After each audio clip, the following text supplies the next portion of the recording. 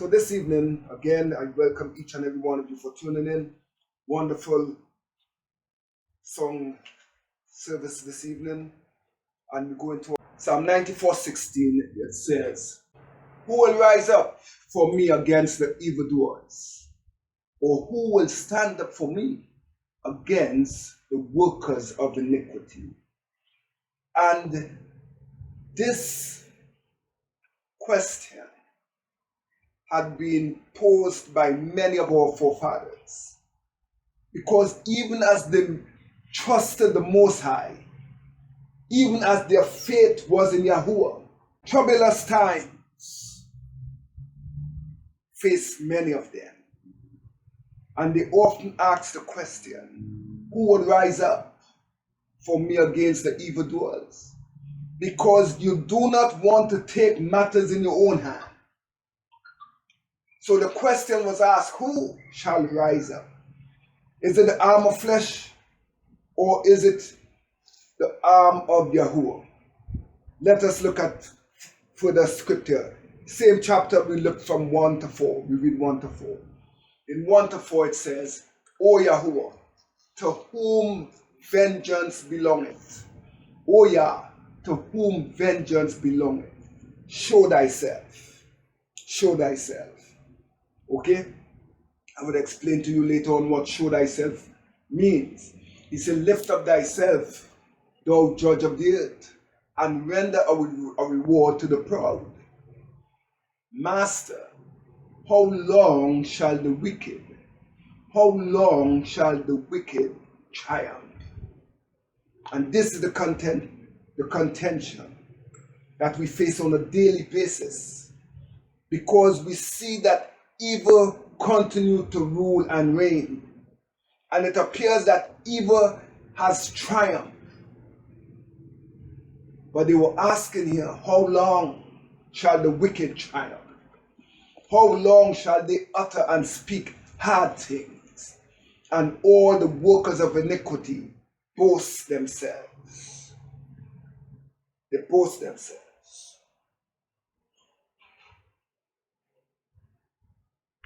So based on that, it leaves you to wonder, what and who are the evildoers?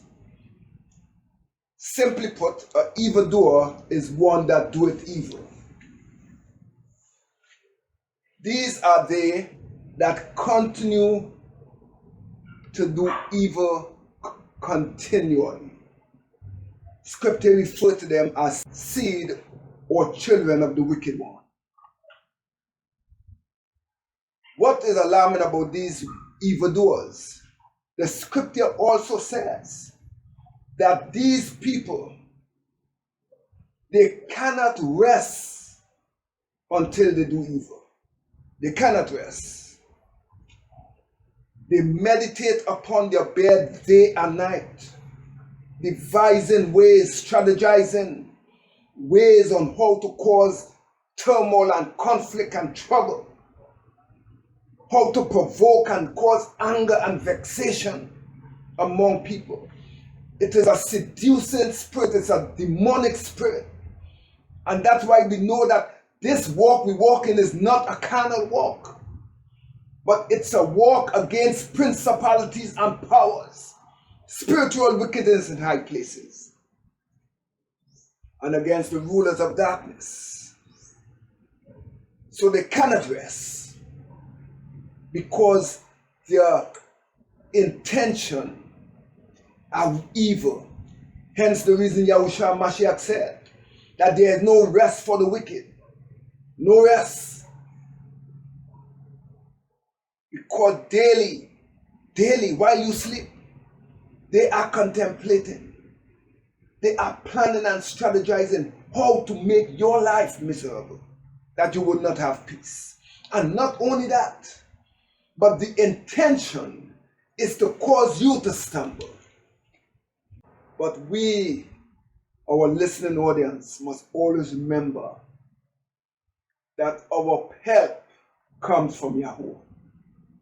At times we may be tempted to get into the flesh and take matters in our own hand. but our help come from Yah. But even as our help come from Yah, do you know provocation has put many men and women in jail? Provocation.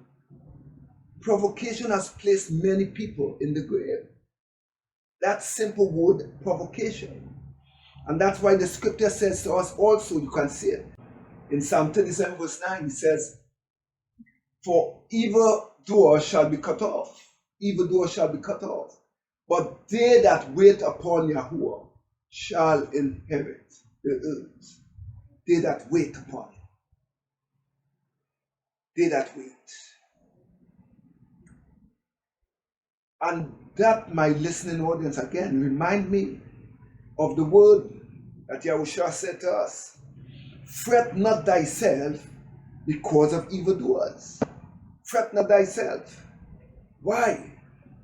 Because very quickly, very, very quickly, when they think that they can continue to run their run, calamity, the day of calamity will meet up with them.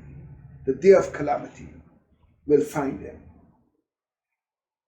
Let me show you the word for provoke according to the Strong Concordance. Hebrews 9:26. The word for provoke is bahal. It means to tremble inwardly, to agitate, to cause someone to be alarmed, for them to have anxiety attacks, to make someone afraid or frightened, to cause them to be dismayed or to be troubled or to be vexed. So when you understand this and you know it is the spirit of Baal working behind the scenes to cause vexation. And how does vexation and provocation come? By people. By people. By people.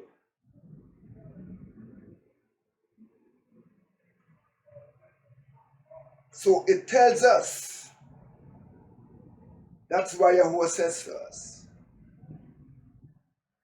fret not thyself. He said, be not hasty. The word hasty here also means to be provoked. Do not be hasty in thy spirit to be angry, for anger rested in the bosom of fools. That's why he said that we must be slow to speak and slow to anger. Slow to speak and slow to anger. Because why? He said anger rested in the bosom of fools. But how far would we go with this? Would we allow the enemy to run all over us? Would we allow them to do what they want? And that is why he cried out, how long shall the wicked triumph? How long shall they continue? I remember the Apostle Paul speaking something just like this, when he said that we are troubled on every side, and yet not distressed. Trouble on every side. At times you want to know what's going on. It's only trouble from one bacchanal to a next, to a next, and to a next. The spirit of devils that continue to work in the lives of men. In the lives of men. And this is quite evident in that we must take comfort to see that even our forefathers, these men were strong believers, and yet with strong faith in Yah, there was a time they called upon Yahuwah to show forth himself, meaning to come and deal with this situation, because I don't want to deal with it. Come and deal with it. And that's why they said, shine forth. show forth thyself. To show forth thyself means, according to Psalm 81, it means to shine forth. To shine forth. That's why it says here, give ear, O the shepherd of Yasharah, which is Yahuwah, that thou that leadest Joseph like a flock, thou that dwellest between the cherubim, shine forth. Shine forth. Because the scripture tells us that weeping may endure for a night, but joy cometh in the morning. Joy cometh in the morning. He says the enemy you see today, you see them no more. The enemies you see today, you will see them no longer. Why? Because he is telling us to stand still and see the salvation of Yahuwah. Stand still and see his power. Stand still. And to shine forth here also means, it tells us that Yah will bring order to our situation. He will restore order. So when the enemy feel that they have you boxed in, they have you with your back against the wall, Yahuwah is saying, in the day of their calamity, in due time, in due season, he will act. He will act. But he sees all things. He sees all things.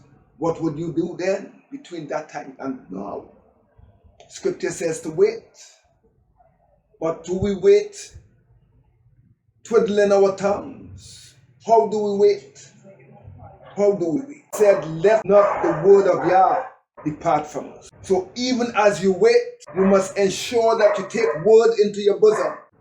That's why he said, let not Yahuwah's word depart from us, but guard your heart. Guard your heart. For with all diligence, guard your heart.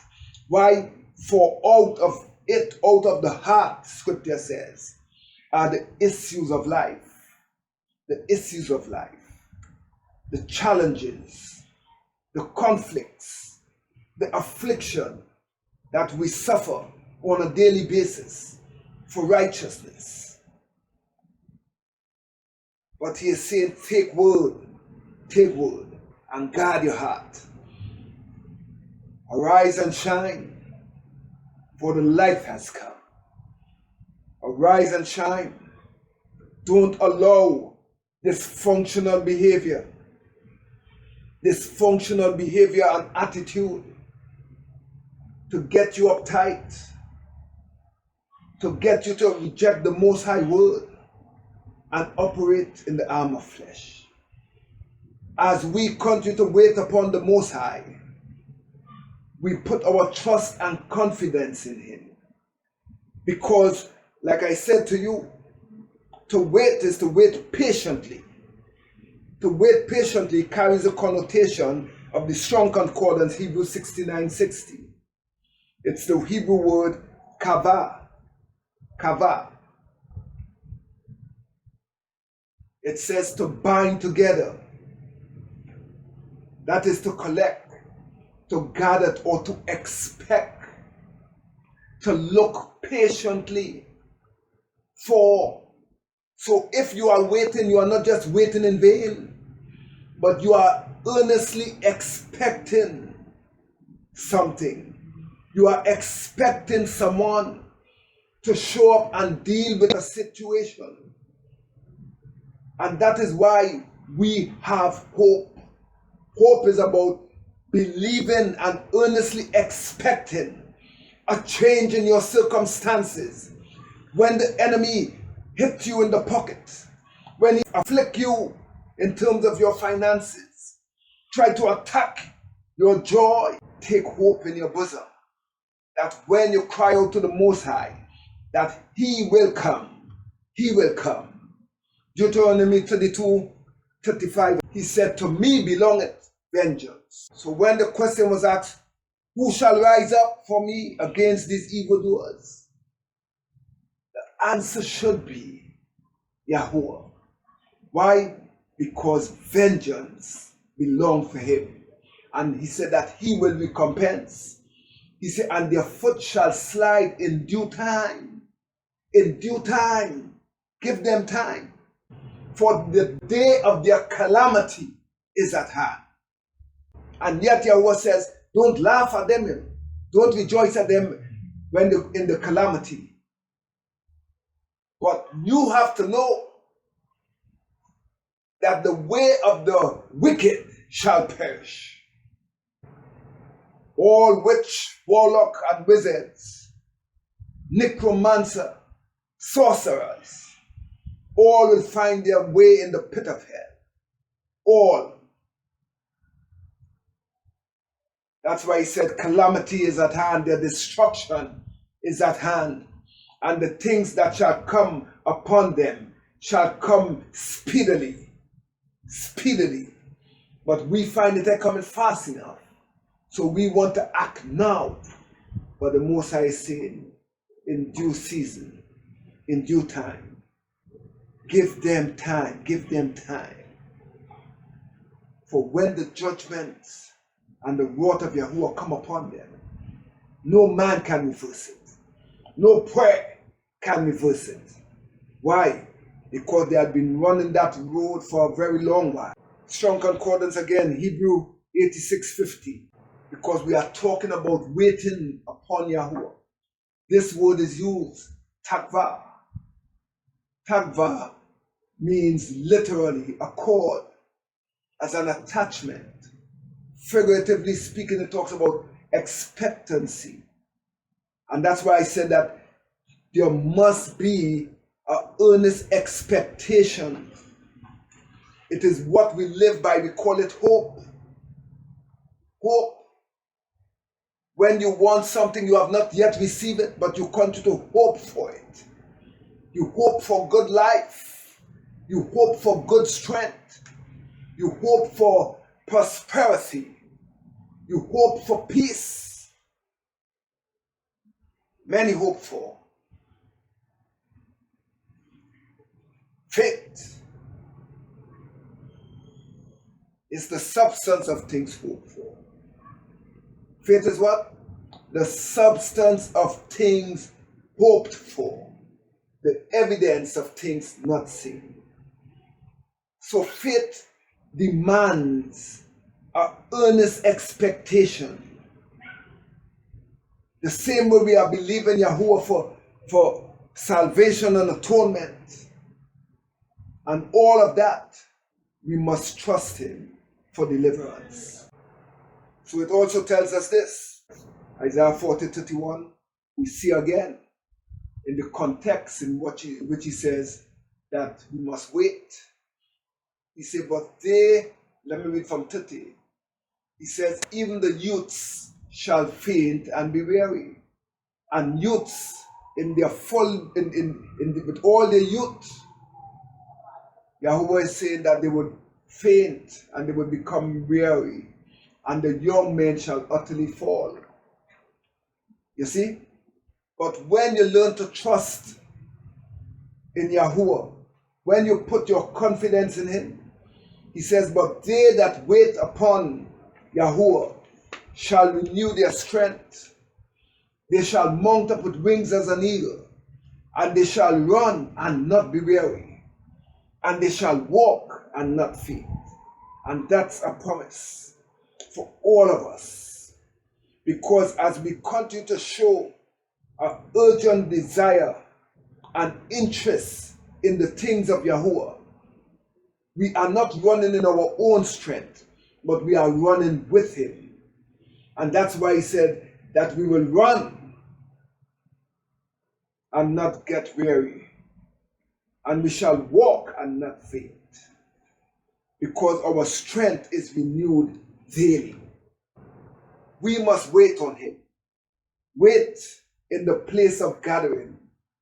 The place of gathering where we would experience and behold the awesome, mighty power, the deliverance power of his arm. The same arm that delivered the ancient Yashar from Pharaoh, bringing them through the Red Sea. It is the same arm that will deliver us. It is the same arm. So remember this, that vengeance belongs to Yahweh. Vengeance belongs to Yahweh. And the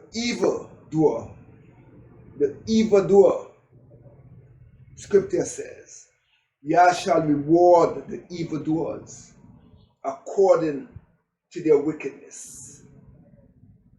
And the evildoer shall be cut off. The evildoer shall be cut off, meaning that they shall be taken away, they shall perish, and they shall be destroyed. So I close on this note. Proverbs 16:32. It says here, he that is slow to anger is better than the mighty. He that is slow to anger is better than the mighty. And he that ruleth his spirit than he that taketh a city. So what does this tell me? It tells me clear that we must learn to control or rule our spirit. Rule our spirit. Don't allow the flesh and our man to take control. That's why he said that he that is slow to anger is better than the mighty man. He that ruleth his spirit than he that taketh a city. To rule your spirit is to try and not allow others to affect you physically, emotionally, and spiritually. Don't allow other people to destroy your peace. Don't allow other people to steal your joy. Because anytime they can push your button emotionally to cause you to be in a mess that you cannot function, well then they have gained. They control your thought, and we must not give in to that. Don't give in to that. It went on here again. It reminded us that we must be slow to speak. And if we are slow to speak, then we will be slow to wrath. Slow to wrath. How would we master our spirit? To master one's spirit is to master one's will, mind, and intellect. Because your mind, will, and intellect and emotions, that what make up your will. You are in control of that, not others. For they sleep not, except they have done mischief, and their sleep is taken away until they cause others or some to fall. So that's the intention of evildoers. We also must stand up and fight against injustice, fight against wickedness. Scripture tells us we must expose the work of darkness, expose their works. And this is what I've been doing. Don't be afraid of no devil. Don't be afraid. Don't make no devil, no witch feel that they have all the power and authority. Scripture tells us that we have the authority. Yahuwah had given us authority over all principality and powers and spiritual wickedness.